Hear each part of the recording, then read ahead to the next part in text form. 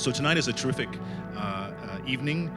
We're delighted to be here at an event organized by our Sydney Environment Institute. The Sydney Environment Institute is one of the university's flagship multidisciplinary programs. They really have, I guess, two fundamental goals. One is to study, redesign, rethink the fundamental relationship between human communities and the natural environment, understood in the broadest sense. It brings together researchers from across the humanities and social sciences and the natural sciences to do that.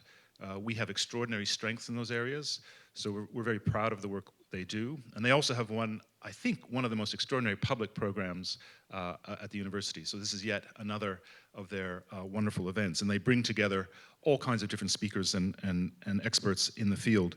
The other thing they're doing, of course, is studying more specifically how human communities and how we can all adapt to the climate change and the change in the environment around us. So it's a very important, broad agenda that they support, and we're delighted to support it.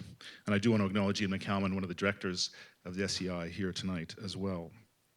But my main duty is really to introduce our speakers, and especially our distinguished guest speaker, Mark Butler, who is currently the Shadow Minister for the Environment, Climate Change, and Water. Mark was elected to the Federal Parliament in 2007, representing the electorate of Port Adelaide. And his career has been quite a diverse one: Parliamentary Secretary for Health, Minister for Mental Health and Aging, Minister for Social Inclusion, Minister assisting the Prime Minister on mental health reform, Minister for Housing and Homelessness, Minister for Climate Change, Environment, Heritage, and Water. Before that, he worked extensively in the Liquor, Hospitality and Miscellaneous Union, including 11 years as State Secretary. And he holds, I'm delighted to say, an arts degree and an honours law degree from Adelaide University and a master's in international relations from Deakin.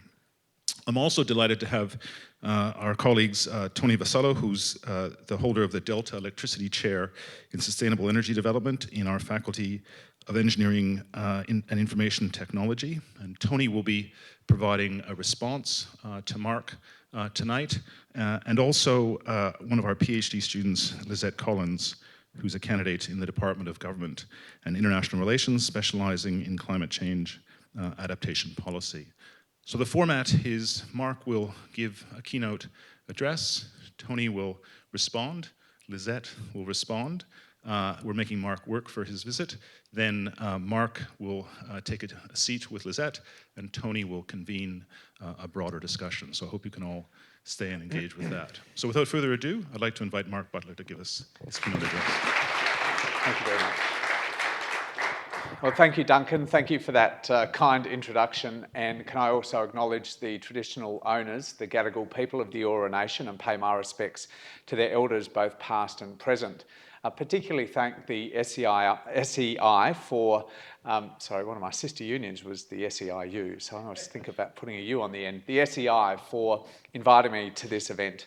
And also for the last hour, I've been engaged in a really inspirational discussion with a number of the postgrad researchers at the Institute. I had the privilege of looking after the NHMRC in one of my previous ministerial roles, and that also exposed me to an extraordinary array of some of the smartest young Australians doing incredibly inspiring research work. And I always left those discussions partly inspired and partly also thinking, I am not worthy.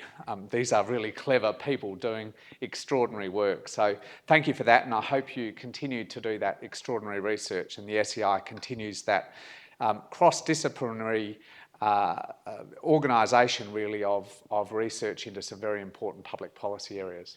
It would also be amiss of me not to recognise that in the audience there are some members of the Labor Environment Action Network, or LEAN, which in the Labor Party is one of a number of substantial policy advocacy groups. Rainbow Labor is the other that people are probably familiar with, which has been driving a really exciting discussion, I think, within the Labor Party about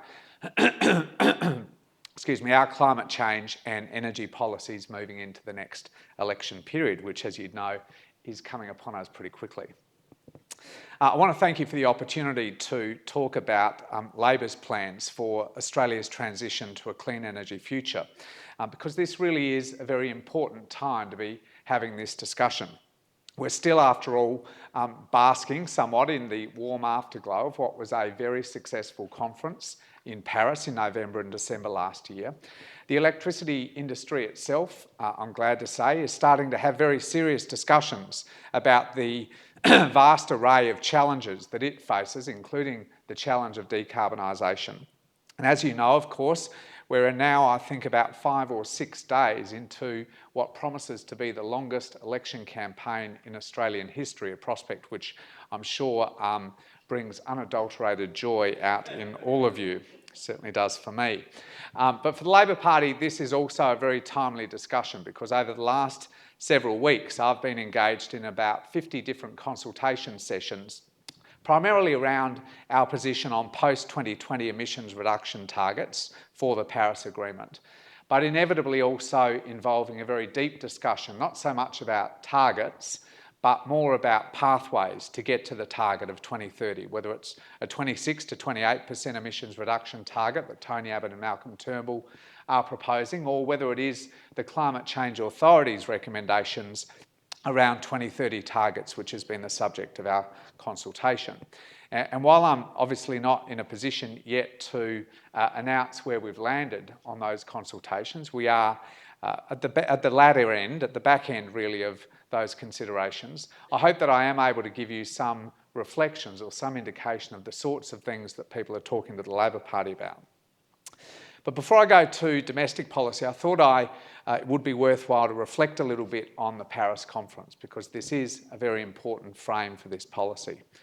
I think all observers agree that the foundations for a successful conference in Paris in November and December were set very well before people started gathering in the French capital. The pressure on nations to announce well before time their proposed targets for the Paris Agreement, or in the UN lingo, their indicative nationally determined contributions, or INDCs, meant, I think, that there was a very clear indication well before time how the conference was going. Perhaps most importantly, though, I think, the United States and China, their leadership, together and separately, indicated on a number of occasions in the 12 or 18 months before the Paris conference that they were working very, very hard to make sure that the conference was a success. And nowadays, cooperation between the two preeminent powers in the world really is very, very hard to resist, as I think a few nations found at the Paris conference itself. At the conference itself, when the national negotiators, almost inevitably, given the pressure of these negotiations over a fortnight, started to falter or go off track a bit, one of the remarkable things about the conference was the degree to which subnational governments, state, provincial and city governments, really did step up and put pressure on those national negotiators to get back on track. Very much led, I might say, by jurisdictions like South Australia, California and many others.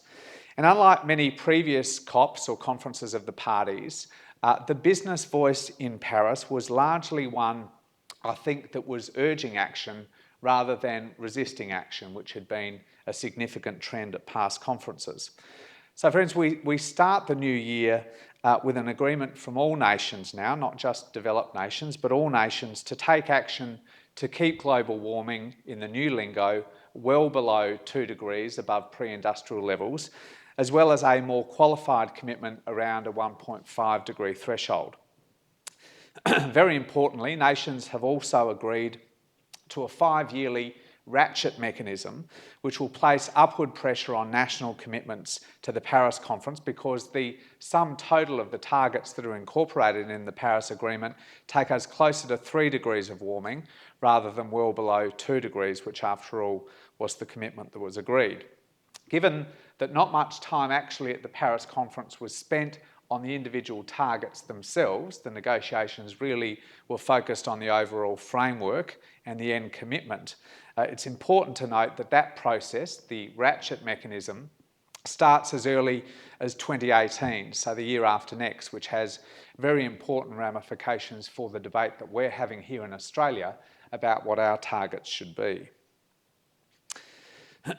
Of course, the fact that we find ourselves globally in a position that I think most people 6 years ago would not have imagined possible, given the level of disappointment after the Copenhagen conference, is not just down to very skillful management of the Paris conference itself, although undoubtedly the French did manage the conference very well. It is a reflection instead, I think, of the fact that across the world now, nations are moving very quickly to harness the opportunities of a clean energy future. Last year, investment in renewable energy was greater than the combined investment of coal, nuclear, gas and hydropower for the first time ever in our history. Last year, China invested considerably more in renewable energy than the combined investment from the United States and the European Union. And next year, China will start a national emissions trading scheme, very similar to the one, I might say, that was put in place under the last Labor government, covering power generation and big, heavy emitting industries.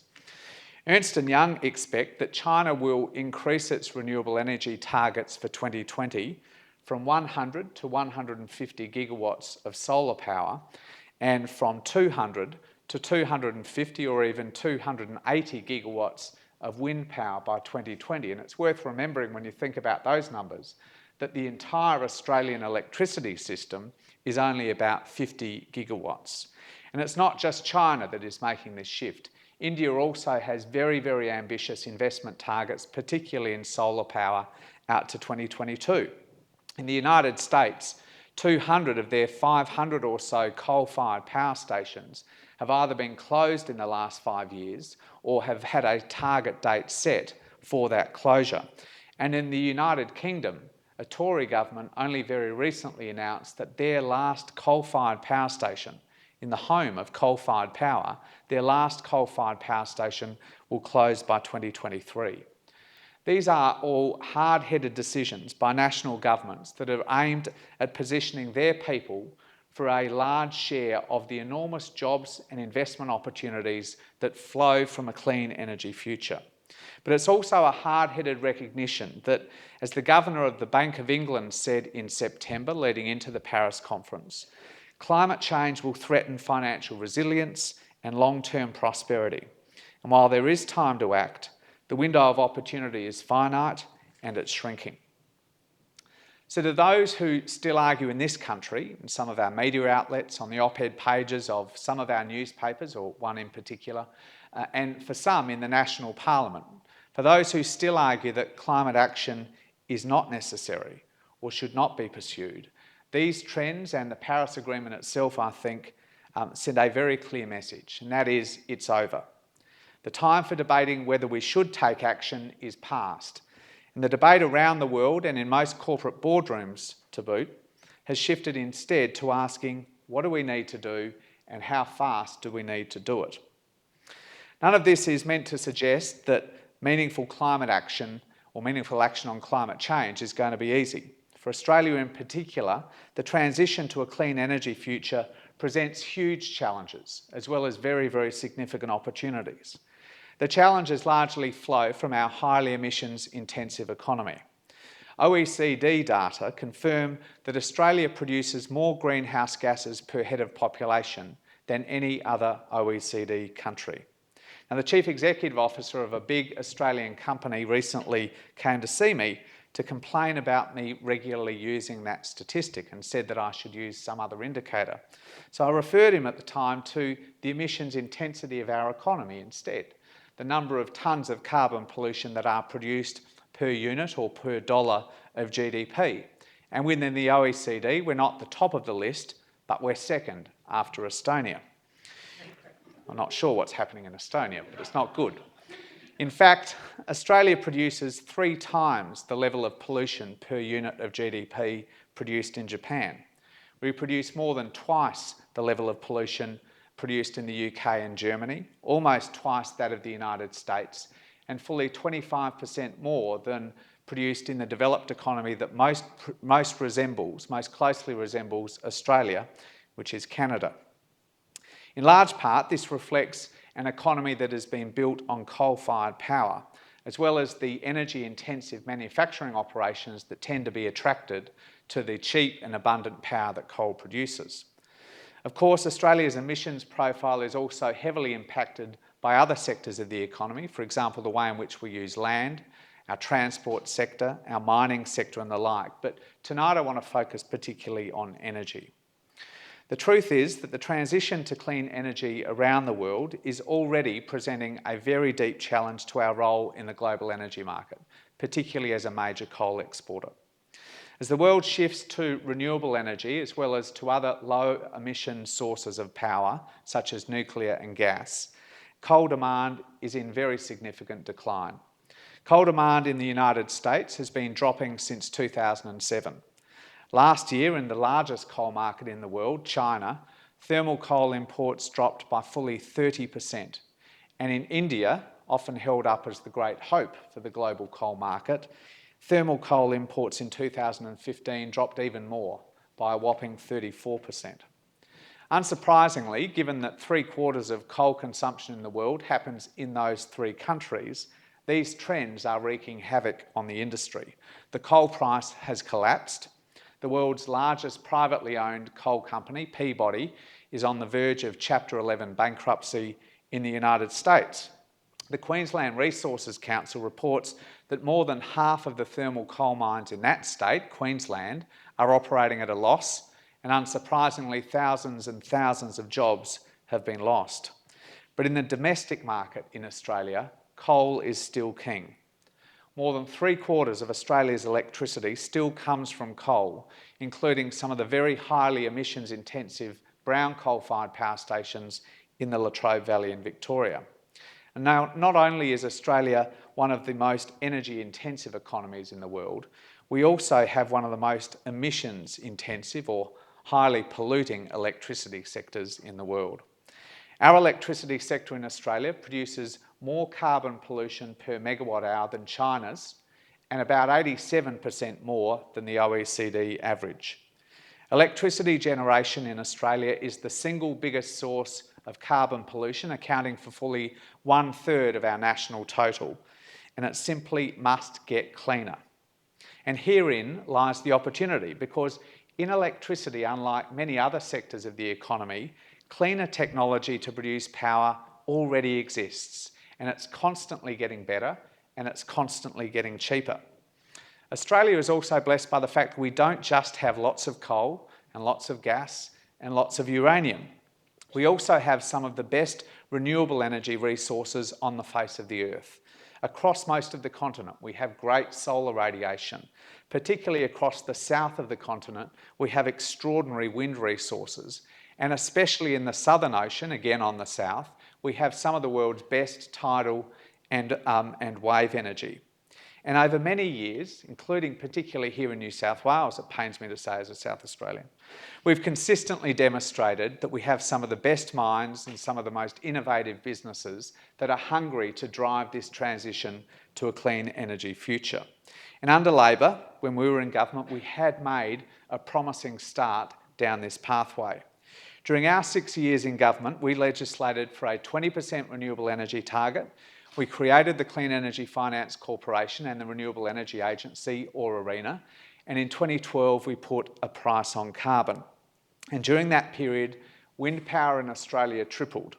We went from a position where, when we were elected in 2007, only 7,400 households in the whole country had rooftop solar.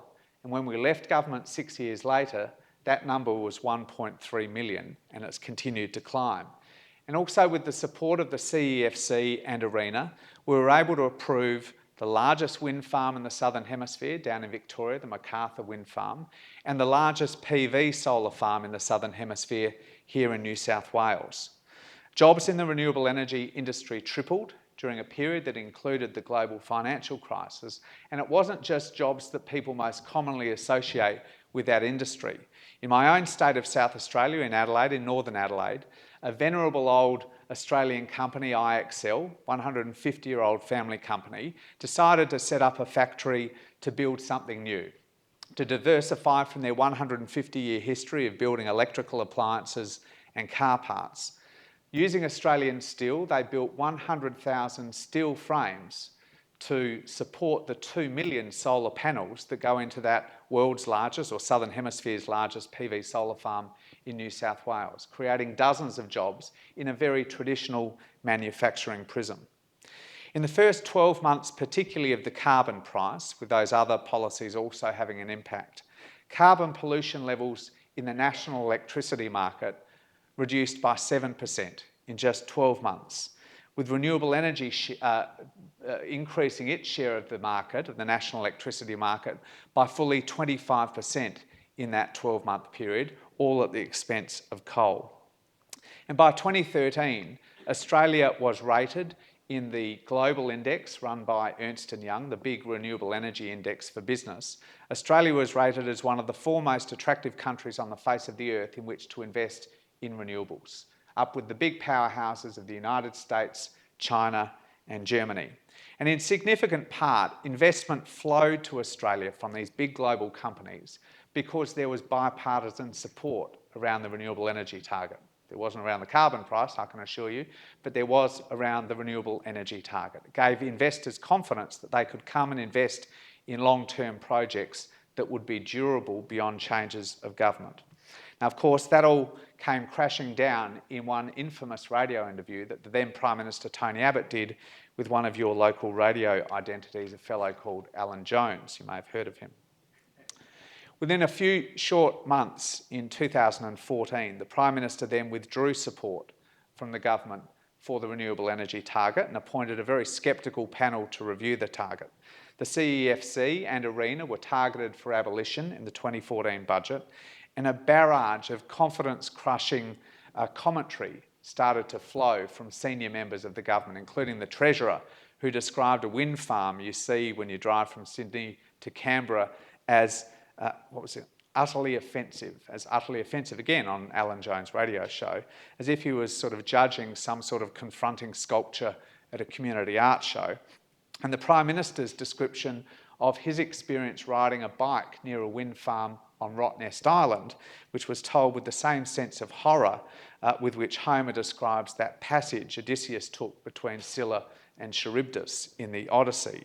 And it would all be funny if it wasn't so serious, but it was very serious, and it had very real consequences in this industry. Hundreds of jobs were lost, over 2,000 jobs in a very short period of time. Investment in renewables in Australia utterly collapsed by as much as 88% in 2014, a year when renewable energy investment around the world was soaring. Understandably, unsurprisingly, we lost our place in the top 4 renewable energy investment destinations, losing that place to India and collapsing to 13th place on the Ernst & Young index. We had been the 11th largest investor in dollar terms in renewable energy. In 1 year, we dropped to 39th. Lower than Myanmar, lower than Honduras and a number of other countries. Apparently, the Burmese generals got clean energy, but Tony Abbott didn't.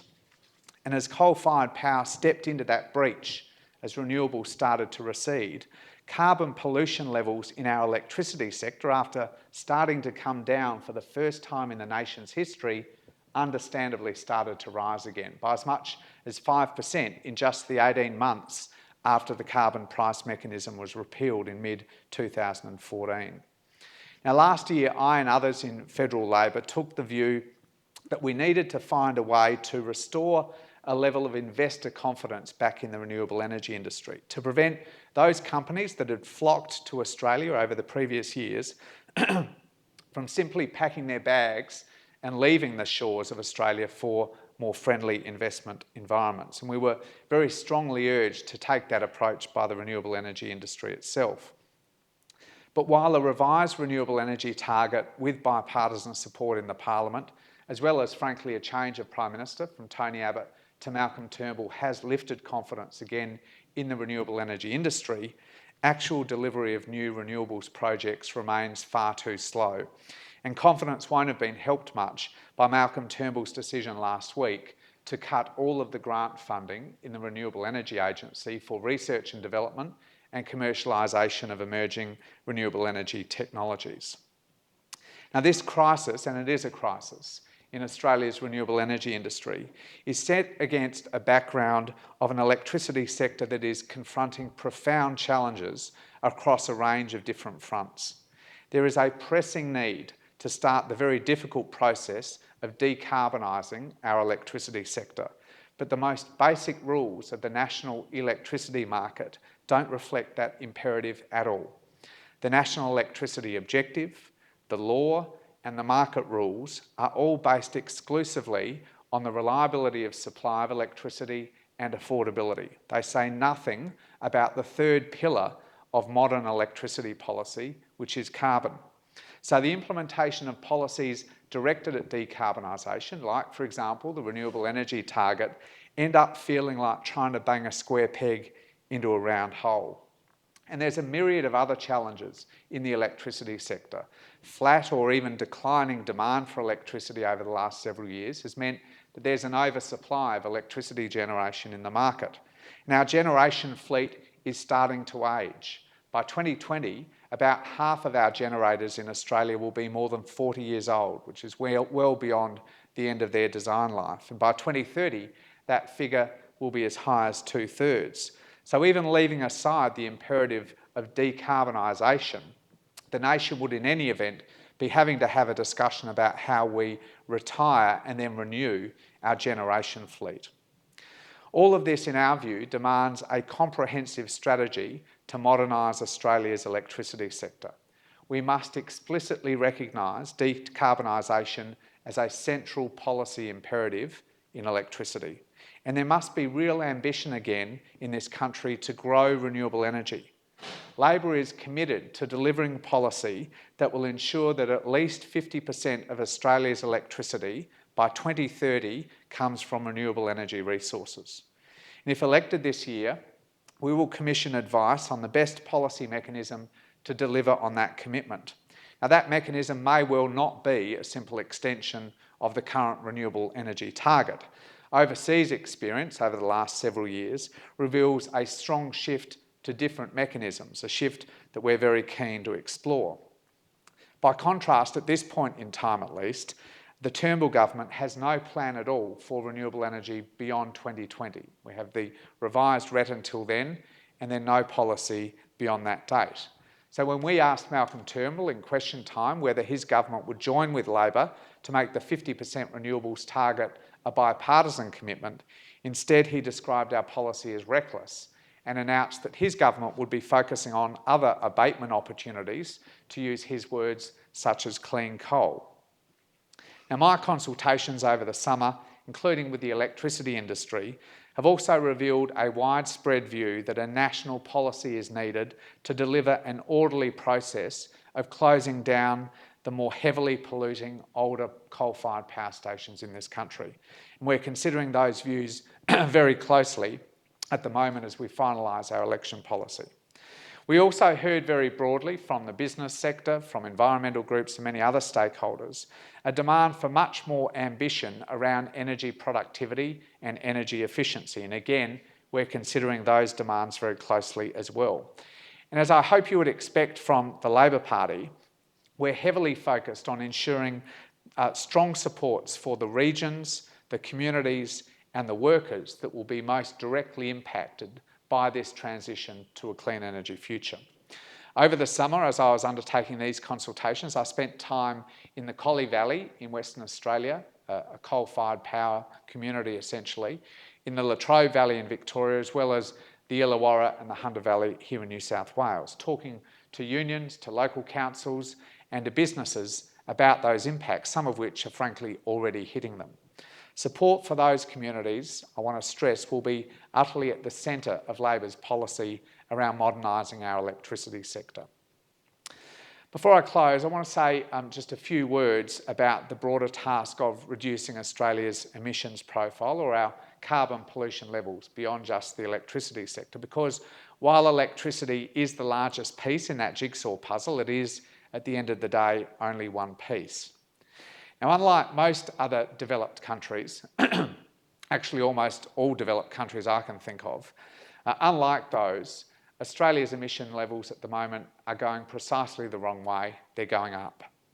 During our term in office, emission levels or carbon pollution levels in Australia were reduced by 8%, largely on the back of our climate change and renewable energy policies, but also, frankly, because of tough land clearing restrictions that have been put in place by state Labor governments in previous years, particularly Queensland, but also here in New South Wales. Unsurprisingly, perhaps, the repeal of all of our policies and climate change and significant parts of our renewable energy framework, as well as Campbell-Newman's decision in Queensland to trash the land clearing laws that have been put in place in there, have meant that emissions in Australia have started to rise for the first time in a decade. The Turnbull government's own data, which they held back during the Paris conference, but released a couple of days before Christmas last year, project that emissions will rise by 6% between now and 2020 under the existing direct action policy framework that they have in place. So that by 2020, Australians' emission levels will be 6% above 2000 levels, not the 5% below 2000, which was the bipartisan commitment as part of the Kyoto Protocol. And all available modelling indicates very clearly that beyond 2020, under the direct action policy, emissions will just continue to rise. Now, Australia, along with 195 other nations, has just signed an agreement to keep global warming well below 2 degrees Celsius, a commitment that demands very deep reductions in our carbon pollution levels here in Australia. But we simply won't get those deep cuts, or frankly, any cuts really at all, under direct action, with no renewable energy policy beyond 2020 and a return to broad-scale land clearing in Queensland. We all have a very long election campaign ahead of us. It's going to be extraordinarily long, but so enjoyable for all of you. Labor intends climate change and renewable energy to be right at the centre of this campaign. Now, it takes two to tango in these things, and I'm pretty confident that Malcolm Turnbull doesn't really want to turn up for this debate at this stage. But even if he doesn't show up, we intend to speak very loudly and very clearly, I hope, about our ambitions in this area, because the next Parliament simply must do better than the last three have done in this area. Simply must do better. And although this is primarily a challenge for the Parliament and the members of Parliament and senators, the broader community, including the business sector, have a critical role to play in raising their voice, I think, in a clear and resounding demand for Australia to get back on the path to a clean energy future. I hope all of you will shout that demand on each and every one of the 100 or so days that we have left of this very long election campaign. And I really want to thank you for coming along tonight, but to the SEI for the invitation to be with you. Thank you very much.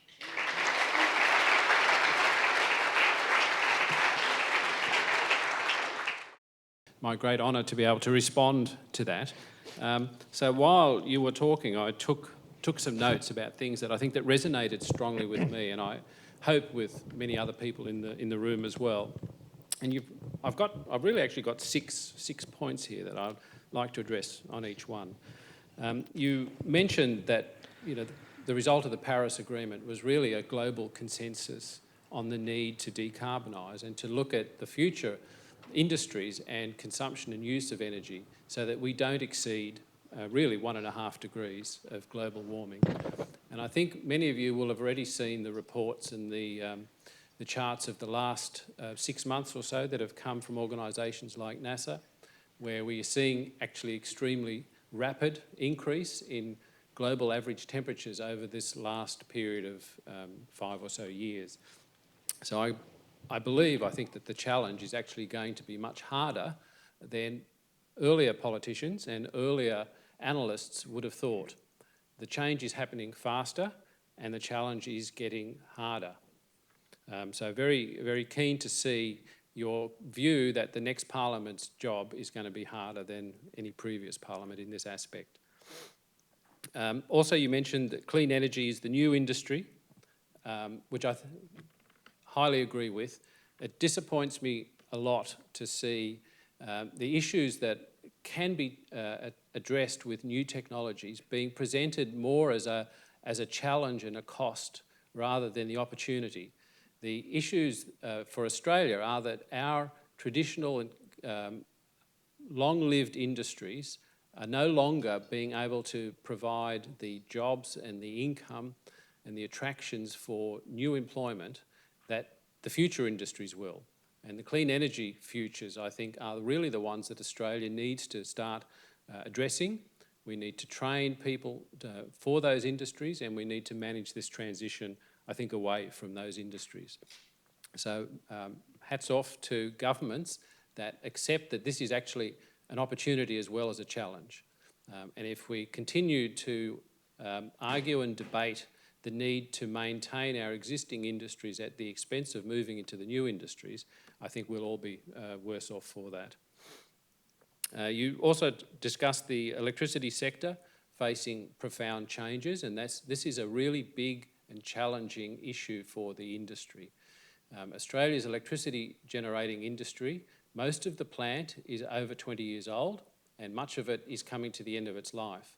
Now, investors are not going to be able to make a long-term decision on new plant as long as policy keeps changing every electoral cycle, and in some cases between and within parliamentary cycles. So it's extremely important, I think, that our political parties agree on a way of developing stable policies that industry feel comfortable and not going to change almost with the roll of dice. Without being critical of any parties in particular, I think we've seen far too much reliance on trying to support clean energy industries by almost using political motives in setting up organisations and funding schemes which are almost used like political lollies. Promising extra support for particular parts of the industry, which within 18 months or 2 years ends up being withdrawn or redirected. Those sorts of approaches I don't think do the industry and our challenge of being able to grow this industry any good at all. Great to see Labor committing to 50% electricity supply from renewable energy by 2030.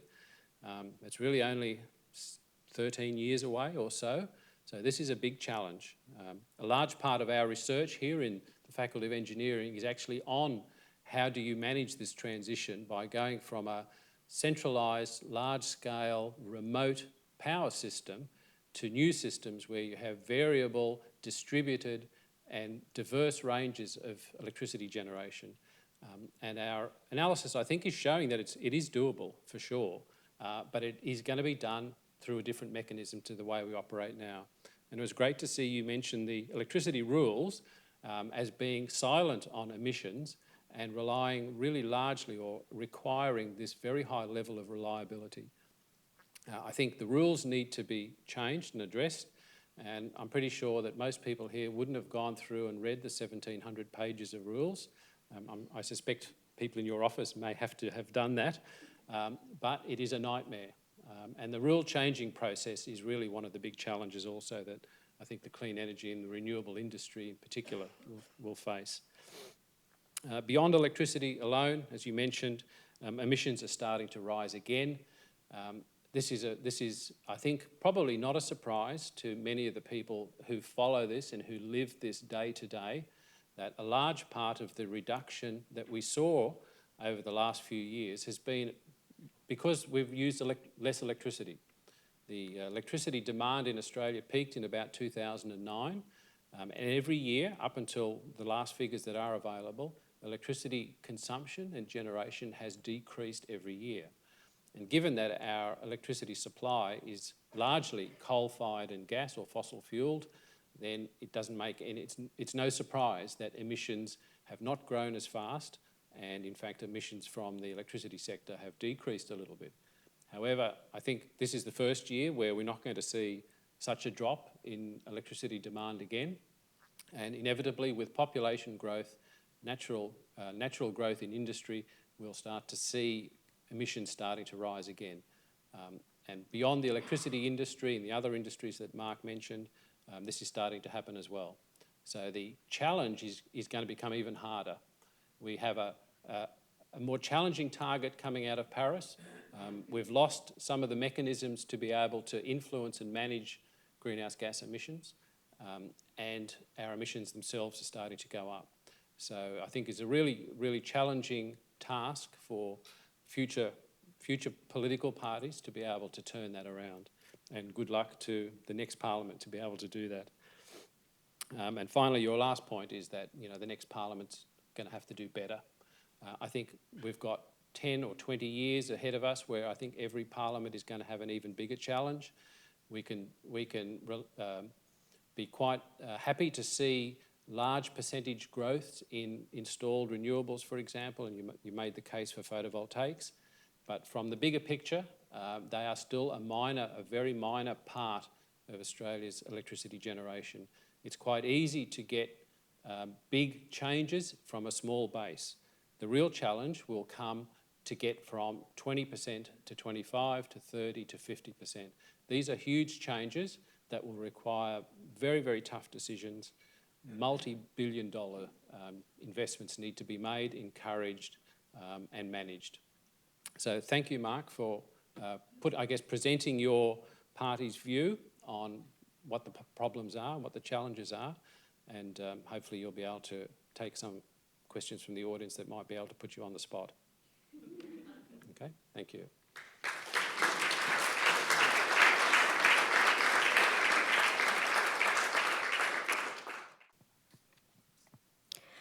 Well, good evening, everyone. My name is Lizette Collins, and I'm a PhD candidate here at the University of Sydney.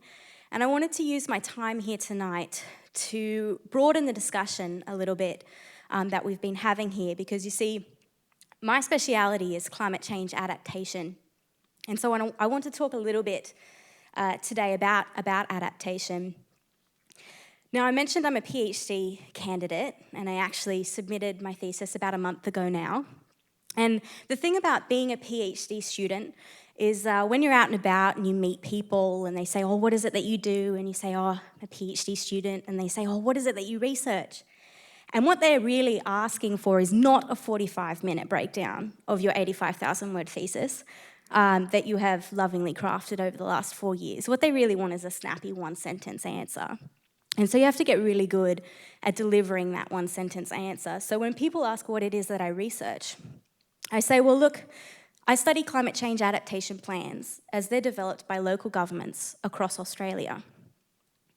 And the reaction to that is usually pretty positive. People sort of say, oh, well, that's very hot button, isn't it? That's very relevant, climate change.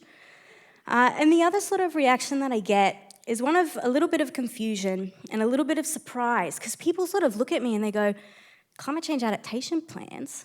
Is that like a thing? Like, is that even happening? I didn't even know local governments were doing that. And that's a pretty fair reaction, because until I started my PhD research, I too didn't know that climate change adaptation plans were being developed by local councils across Australia. But now that I've written the thesis, I can share with you that there are currently at least 97 climate change adaptation plans across this country, developed by over 180 local governments. And the reason for the discrepancy in those numbers is because often local councils, particularly smaller ones, will combine their resources and create one adaptation plan for a region. So 180 plus councils are thinking about this and have an adaptation plan. That doesn't mean that the rest of the councils in Australia aren't thinking about climate change. After 4 years of talking to people across this country, I can guarantee you every single council in this country has thought about climate change. They just all haven't necessarily had the opportunity to develop an explicit, publicly accessible climate change adaptation plan.